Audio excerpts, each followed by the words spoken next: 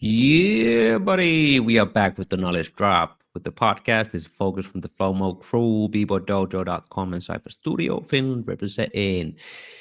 We keep it coming with the amazing guests on the show today. We have a special lady by the name of Lola the Warrior Princess, all the way from Spain, to share with us a combination of two worlds that really complement each other, which is the wrestling, professional wrestling, BJJ world, and also the breaking world on the top of the top.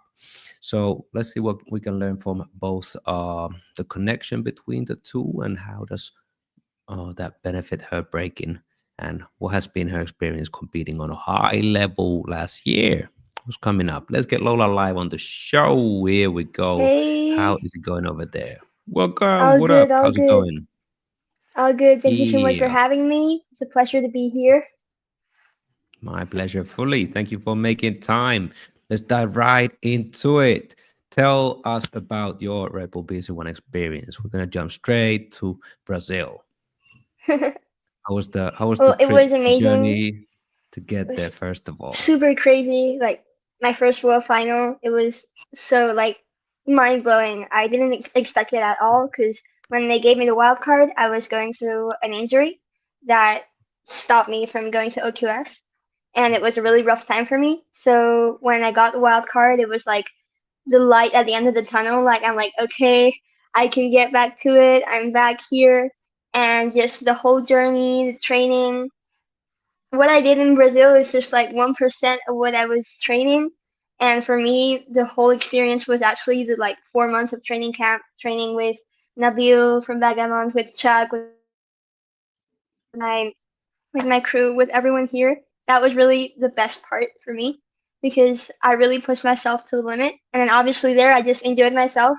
I'm like, okay, it's my first one. I'm here in Brazil.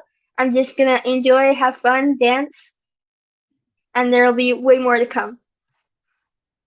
So yeah, This I is just really definitely wanted to just have the fun and show start. that on the stage. So there's definitely just a start for you. Happy to see you on the stage, and I could see that you really took your time, enjoyed it, represented, and expressed yourself. Plenty of more to come. Did I get it right that you also won the Spanish cipher before it? I won the Spanish Cipher last year in 2023, and I got to top 8 in the last chance. And then this year I got the wild card. Yeah, cool. It's a great feeling to get that email. Like, would you love Yeah, to be part of the battle? That's wild. That's it's crazy. crazy. You said 4 months of preparation before the actual event, right? Did I get that right? Yeah, pretty much. So if the world final was in December, I started like preparing like in September. So it was like 4 or 5 months of really intense training up until December, which was the world final. It's quite So short yeah. time actually. To Yeah, yeah, of yeah. course you kind of have to stay in shape and be prepared all the time, but still 4 months to get on the shape of represent at the best of the with the best of the best in the world stage. That's not too long. How did you Because train that time? I Coming from I an was coming from injury? an injury, yeah. So I was Yeah. coming from an injury which I injured myself in December, so that like I couldn't break at all for like the first part of the year because I dislocated my elbow, so I couldn't even like put my hand on the floor. So I was, doing rehab and I focused a little bit more on wrestling because I'm like, okay, I can't break, but I'm gonna keep doing sports. So I won the national championship in wrestling, and I was just more focused on that.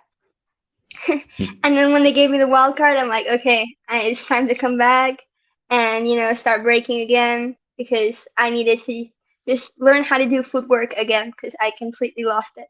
I couldn't put my hand on the Ooh, floor, so I had to like baby steps again. So it was a tough year, but yeah, the last 4 or 5 months were back to shape. crazy. You got back in shape and represented. Okay, take us to Brazil then. How is the excitement before walking on that stage? What is something that is going through in your head, and how did you overcome those moments? Well, I was actually pretty calm because I knew that it's the first one and I'm here on the stage. It's like the thing that I've been dreaming of for my whole life. So I'm just like I'm gonna enjoy it because if I'm nervous, I know I'm not gonna be happy with my performance. So I just really, really wanted to be happy with my performance and enjoy it and feel the energy, feel the vibe of Brazil. Because the whole camp, I was having so much fun, just watching the battles and joining the ciphers. It was really, really dope. So I'm like, okay, I want to have that same feeling on the stage. So I put my headphones on, put my music backstage, relaxed, grooved it out, and then went on the stage and danced, and that's it. So cool. Yeah. Very different than I competed once in Japan for BC1, got the wild card over there, Mhm. and that was like the later years of my competing years as well. So very different approach. It's like, okay, I'm here. Let me do this one big battle one more time and see if that's it for high Yeah. level competing. So very different. I can see like there's a spark in the eyes, like there's a bright future. There's a whole lot of so many things ahead of you as well. So that's dope. But that's inspiring to see. Thank you. Um, how about that battle situation then? So you walk on the stage, you meet up with one of the strongest competitors, and how did you handle the nerves? Were you nervous on the spot, or how was it for you? I mean, I'm always really nervous just before the walkout. The walkout for me is the worst part because I'm super nervous. But the moment I step on the stage, I feel like, okay, we're here now. Like this is what we've been visualizing for 4 or 5 months. We're here now. I took a moment to look at everyone, look at the whole venue. I got like chills. I just had to take a deep breath because I couldn't believe it.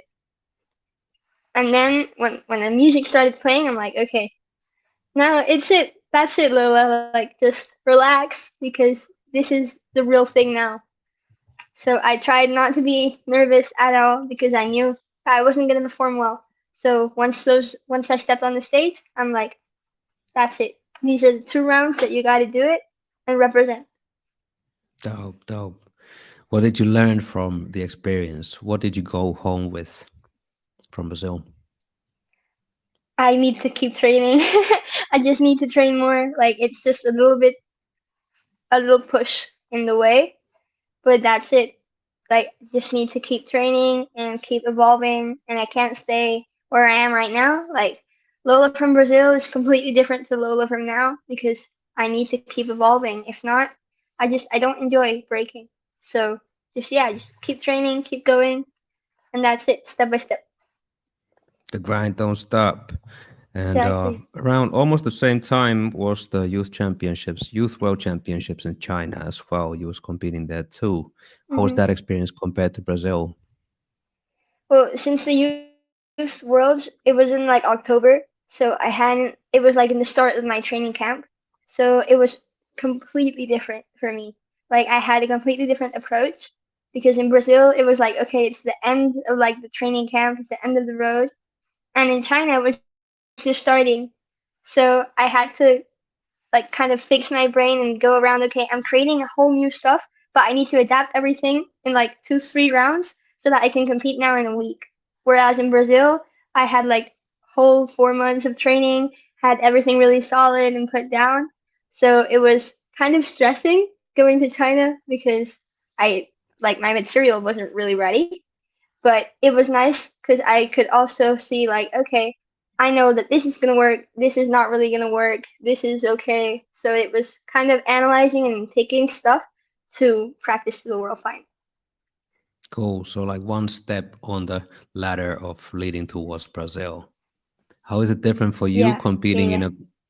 a qualifier event or like the one in China where you have to do a prelim round and it's a lot of people, everybody's dope compared to being a wild card? How is the strategy different for you aiming towards a prelim round compared to being in the top 16 straight? I mean, I think your prelim round has to be like not your best round, but the round you feel more comfortable with. Because in the end, when you feel more comfortable, you're gonna stand out more. Because there's lots of people. I think there were like 90 B girls.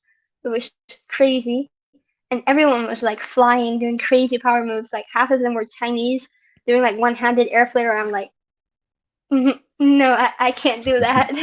So I'm like, I'm just gonna dance and do the round that I'm more comfortable with, and then if I pass, great. If I don't, well, I don't do air flare, so I can't say anything. But I think really the difference is that in the prelim round, it's more like um random, really. Like it really depends on what number you're at in the prelims, if you're the first one, if you're the last one in the music. Whereas in the battle, you can kind of control it a little bit more. I think that's really the difference for me, at least, because prelims you don't really know what's gonna happen because there's so many big girls. Whereas in the battles, you're okay. I'm here now. I'm already there, and like everyone's really paying attention and looking at me. Gotcha. And how would it be different for you for going out one of the first ones or going out as one of the last ones of all the competitors?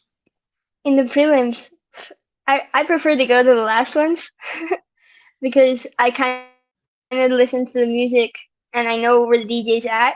Whereas the first ones, I love opening shows. Like I love being there and like starting it, but it's always a little bit more nerves because you don't really know what the DJ is going to be like, what the judges are going to look for. So if you have a little bit more time to adjust, it's always easier and a little bit better. But also starting off, you can always start off on a high note and be like, okay, now all you guys have to be here as well because I left, like the level up here.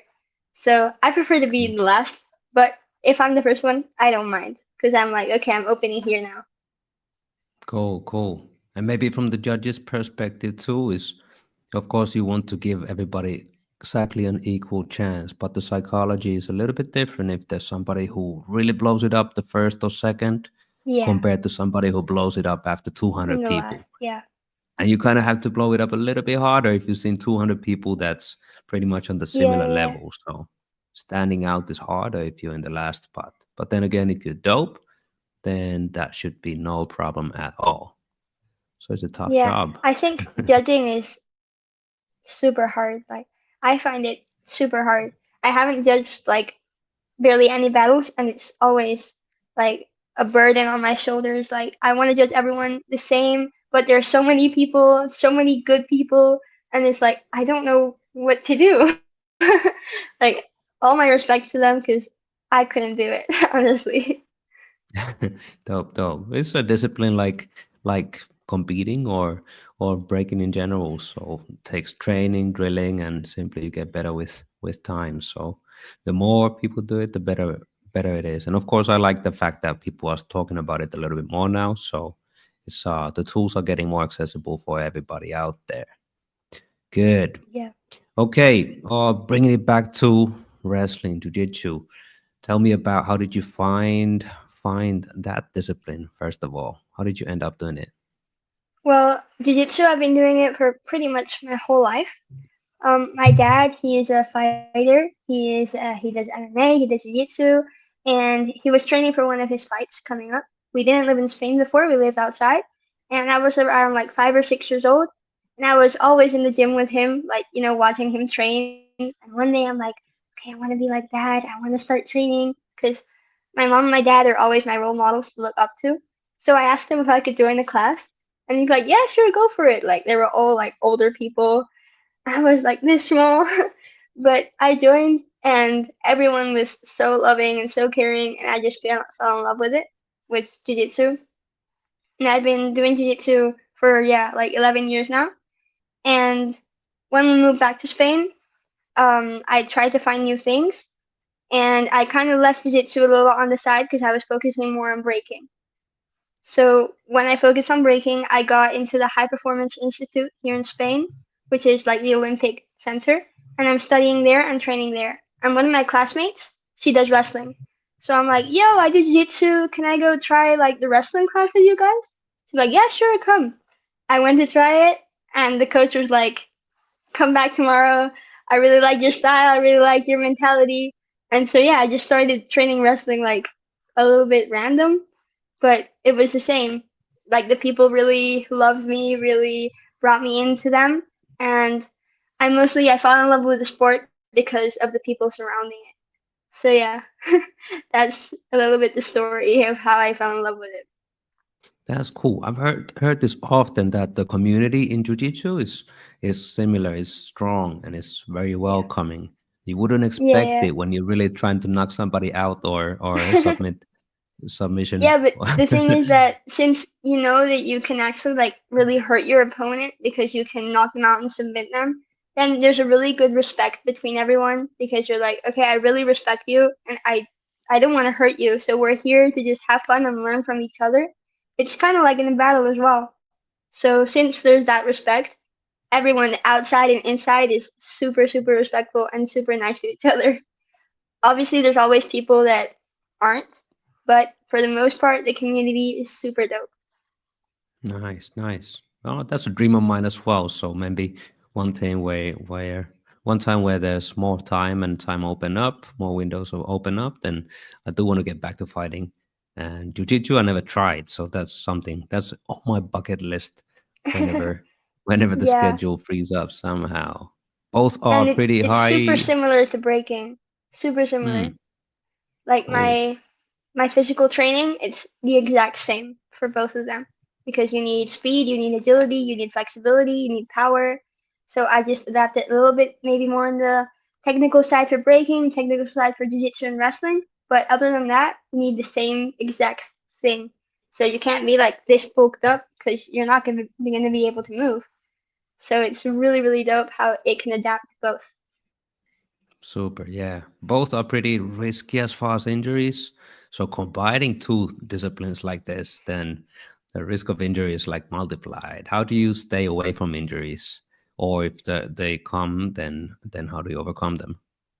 Well, I injured myself in December of last year, so that was like really one of my biggest injuries I've had till now, and it was in the wrestling competition.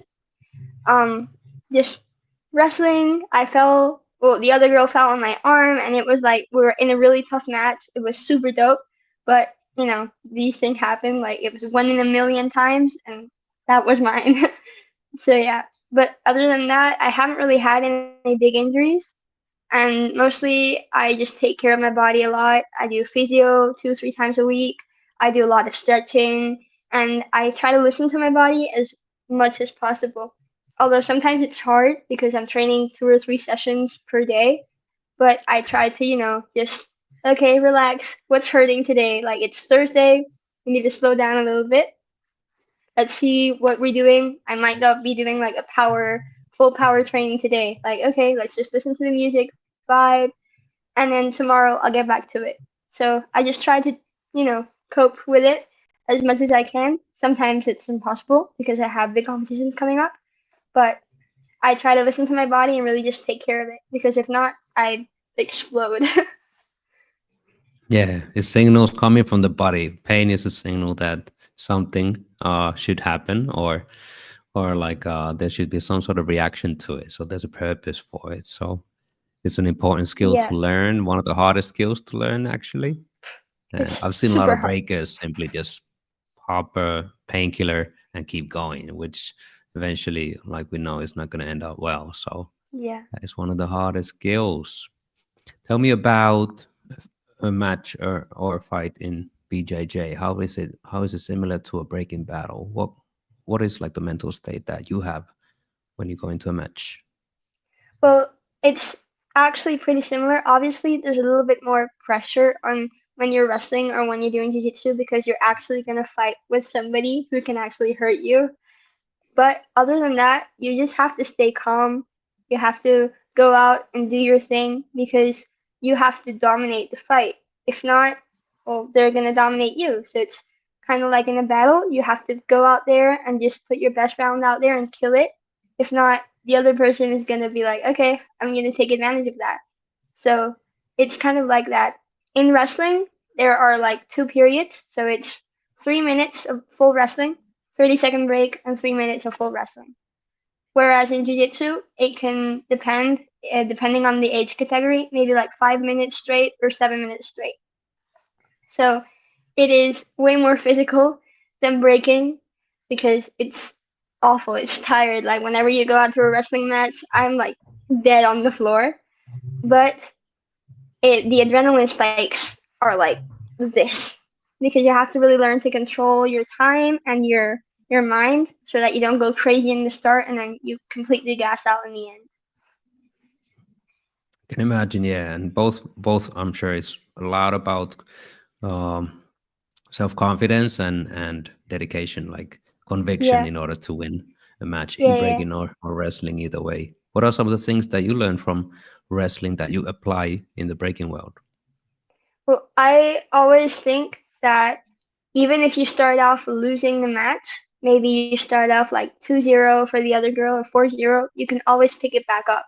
Like there's time, you can really show your stuff in maybe the second part of the match or in your second round. You can always pick it back up and you just have to stay calm with your mind. Okay, like this is step by step what you got to do. Don't rush it. Just do your thing, enjoy it. If you don't enjoy it at the end, you're doing it for nothing. When I'm wrestling, I'm having tons of fun, even though it's a little bit hard to see because I'm fighting with someone. But I'm enjoying myself. I'm completely free.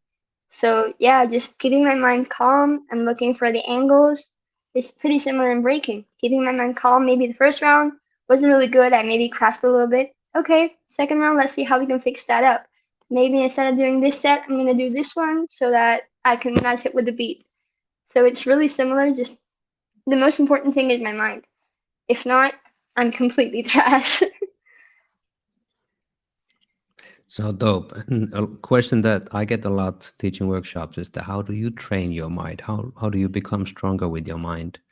Naturally by battling more, getting more experience. But do you have any tips that you could give for B girls or B boys who want to take it to another level and are insecure about themselves? Because a lot of people are, I know for sure. Yeah. No, I mean, I'm super insecure most of the time, but what I do to train my mind is just make myself face situations that are uncomfortable for me. Because if I face a situation where I don't really want to be there and I force myself, I'm like, okay, Lola, you're gonna be here. Even if you go to training and you try stuff, you try new stuff, even if nothing works, you're just gonna be there and keep going and keep training and step by step at a time. That way you train your mind to be like, okay, I don't like this, but I'm gonna do it anyway. Because when you're in a battle and you're like, oh, my first round wasn't really good, I need to pick it up on the second round. If you haven't trained that before, it's nearly impossible to do that in a real battle. So I think that the real battles are in practice. Just go there, and even if you crash like 50 times, do it 51 times, 52 times, because maybe in the 55th, you're going to get it right. So just keep there, keep consistent, and keep training. Gotcha. Absolutely. It's not how many times you get knocked out, but how many times you get up. Hmm. 100%. 2025, the year is in the beginning. We talked earlier that springtime, maybe not too many battles, so you get to train hard, Yeah. reinvent yourself, up your skill level. What do you have coming up for this year? Well, for like the first part of the year, there's a lot of wrestling competitions coming up. So I'm gonna take the breaking side and go back to the lab, not train as many rounds. So yeah, just lab and reinvent myself. And then I want to go Red Bull BC1 in Spain, hopefully the World Final. And then I also want to do an Outbreak and IBE in summer. So yeah, summer is gonna be full battles. I'm saving up to be able to travel because if not, I'm not gonna be able to travel. So yeah, just a little bit chill now, and then in summer, and hopefully in the World Final in November. Sweet, and that's smart as well. Like past couple of years with all the prelim competitions, all that stuff, then there's been competitions back to back to back, but you can't stay at your peak at all times. So you need some Yeah, time off to really let your dance breathe and really be innovative. You can't push creativity too hard if you compete every single yeah, month. exactly. So I think that's smart. Dope. Last part of the show that we have is overrated, underrated, which means that I'll drop a couple of quick questions and you tell me if it's overrated or underrated at your opinion and why. Okay. Let's go. Cross training for dancers. Um, I think it's underrated probably. Like, I think it's really good to get inspiration from other things, whether it's another type of dance or another type of sport. You always have to try to create your own style and your own person. So if you're following the same pattern always, then you're not really going to stand out that much. But if you can create something new with something else, maybe in my case from wrestling or from other dance styles like hip hop or ballet, contemporary. I think that's really nice to create your own self. Good. Cipher battles. In my opinion, it's overrated. I don't like cipher battles. I love ciphers. I love being there and sharing with people, but I don't like the battles because I don't think they're the same, like um in the same area. Obviously, breaking like was born there, but for me, the cipher is more about sharing and learning and being there together, and not really about the battle. Because if not, I wouldn't be in the cipher. Because I'm here to have fun, and if I want to be in the battle, obviously, if I want to battle somebody and we're in the cipher, I'm gonna battle them. But if not, I try to like keep it more chill, more learning, more having fun. Social media as far as dancers' careers. I don't know on that one. Like, I think social media is a really good platform to share our stuff and to really, maybe get to know other companies and some sponsors. But I don't think that we should be constantly posting on social media like everything we do, what we eat for breakfast, and what time we go to bed at night.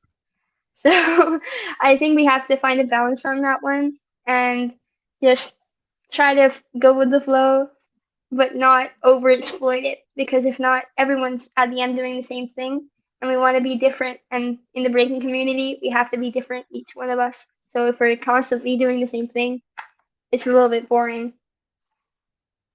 Gotcha. The last one, judging systems in breaking battles.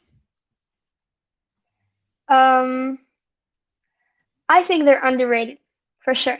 Like judging systems are so hard, and judges are so like they're trained and all my respect to them because it's a super hard job and we need to give them a little bit more like credibility to them because being there is a super tough job.